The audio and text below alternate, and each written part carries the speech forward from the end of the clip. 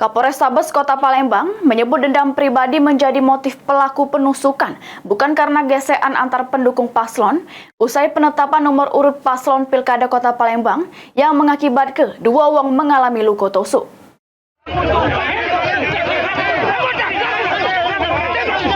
Keributan yang terjadi pada Senin kemarin sesudah pengundian sama penetapan nomor urut paslon di Pilkada Kota Palembang, sehingga mengakibatkan dua wong terluka yang salah sikapnya dari pihak kepolisian oleh pelaku.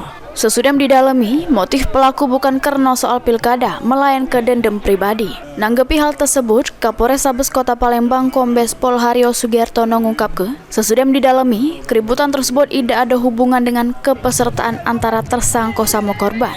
Ada motif yang lain terkait gawean yang sebelumnya antara korban sama pelaku. Menurut Kombes Pol Haryo Sugihartono, korban sama pelaku merupakan anggota ormas dari salah sikok kelompok yang secara internal lagi terjadi perpecahan, sehingga permasalahan tersebut memuncak pas pertemuan. Dengan pendalaman, ini tidak ada hubungannya dengan kepesertaan antara tersangka dan korban. Jadi ini ada motif yang lain, yaitu pribadi terkait tentang pekerjaan yang sebelumnya pernah dilakukan antara korban dengan tersangka, namun tidak kelar berkaitan tentang hal-hal tentunya fee maupun suksesnya terkait pekerjaan, bukan kerjaan pemilu, pekerjaan tentang keseharian untuk ekonomi yang ada di Keramasan.